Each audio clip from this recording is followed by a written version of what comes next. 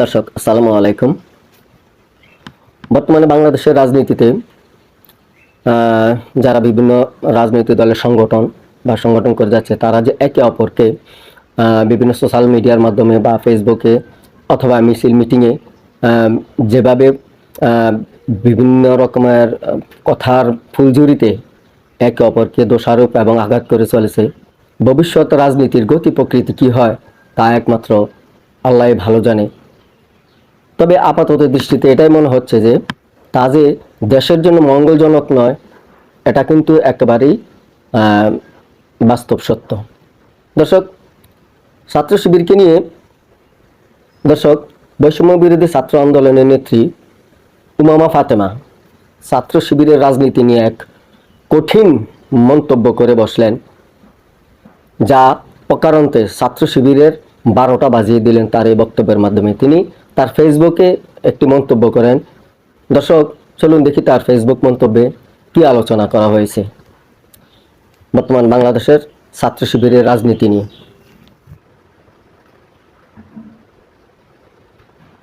দর্শক, উমামা ফাতেমা তার ভেরিফাইড ফেসবুকে যে মন্তব্যটি করেছেন বর্তমান বাংলাদেশের ছাত্র শিবিরকে নিয়ে, তিনি বলেন, ছাত্র শিবির বাংলাদেশের রাজনীতিতে পরিবেশকে টক্সিক বিষাক্ত করে তুলেছে বলে তিনি তার মন্তব্যে উল্লেখ করেন। মঙ্গলবার রাতে তিনি তার ফেসবুক আইডিতে দিয়ে এক পোস্টে তিনি মন্তব্য করেন। উমামা ফাতেমা লিখেন, যারা এতদিন ছাত্রলীগের মধ্যে মিশে সারভাইভ করার ভং ধরে সেই ছাত্র সংগঠন কিন্তু এখন আরেকজনকে ট্যাগ দিতে আসে। গত 15 বছর ছাত্রলীগের হয়ে এদের অনেকেই হলে হ্যাডাম দেখাতো। ছাত্র শিবির 5 আগস্টের পর বাংলাদেশের ছাত্র রাজনীতির পরিবেশকে বিষাক্ত করে তুলেছে। তিনি লেখেন, এদের ছাত্র শিবির সাধারণ ছাত্র ভং ধরে বারবার ছাত্রদের সাবোটাজ করার কারণে সাধারণ ছাত্রদের কথা বলার পরিবেশ সংকুচিত হয়েছে। অন্যদিকে ক্যাম্পাসগুলিতে ছাত্র রাজনীতির নতুন ধারা নিয়ে কোনো প্রকার সুস্থ আলাপ তোলা শুরু হয়নি যে এদের ডিস্টারবেন্সের কারণে। উমামা লেখেন, একটা অদ্ভুত বিষয় আমি খেয়াল করেছি। গত 8ই মার্চ আসিয়া ধর্ষণের বিচারের দাবিতে সুফিয়া কামাল হল থেকে আমরা মেয়েরা মিছিল বের করে গোটা ক্যাম্পাস প্রদক্ষিণ করি। হল ভাড়ায় অনেকক্ষণ দাঁড়িয়ে আমরা স্লোগান দিচ্ছিলাম, কিন্তু কোনো সাধারণ শিক্ষার্থী হল ভাড়া থেকে বের হচ্ছিল না। এই হচ্ছে তাদের সাধারণ শিক্ষার্থীগিরির নমুনা।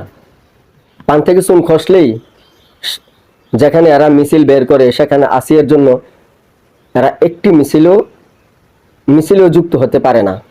সাধারণ শিক্ষার্থীদের সাবধান করে তিনি লেখেন, এসব বাটপারদের থেকে সাবধান থাকুন।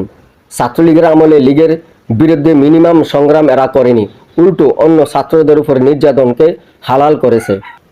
আর এখন তাকে ছাত্রলীগ দোষর ট্যাগ দিয়ে নিজের পলিটিক্যাল এজেন্ডা বাস্তবায়ন করে এই বাটপাররাই। মামা আরও লিখেন, আমার খুব পরিষ্কার মনে আছে 2024 সালের ডামি ইলেকশনের বিরুদ্ধে আমরা 31 জুলাই থেকে রাজু ভাস্কর্যে ডামি নির্বাচন বর্জন করে আন্দোলন করছিলাম। এরকম ভয়াবহ পরিস্থিতিতে তৎকালীন লীগের আড়ালে থাকা কিছু ভাই ব্রাদার আন্দোলন করছিল দাবিতে ট্রান্সজেন্ডার কোটা বাতিলের জন্য। আমরা তখন তাদেরকে আমন্ত্রণ জানাই আমাদের আন্দোলনে যোগ দেওয়ার জন্য। এরা 2024 নির্বাচনের পুরোটা সময় মুখ ফুটে একটা শব্দ বের করেনি। মানে কি বলবো, যাদের কাছে একটা দেশে দিনে দুপুরে ভোট ডাকাতির টপিক থেকে শেখ হাসিনার তৈরি প্রশাসনে আনা ট্রান্সজেন্ডার কোটা বেশি গুরুত্বপূর্ণ ছিল, এরা এখন জুলাইয়ের ঠিকাদারি ব্যবসা করে। ঠিকাদারদের হাতে জুলাইও নিরাপদ না। প্রিয় দর্শক, উমামা ফাতেমার এই তির্যক মন্তব্যের পর দেখা যাক বাংলাদেশ ছাত্র শিবির তাদের রাজনীতিতে কী ধরনের প্রতিক্রিয়া ব্যক্ত করে এবং তা জাতির সামনে তুলে ধরে। তো সকলে ভালো থাকেন, সুস্থ থাকেন, আল্লাহ হাফেজ।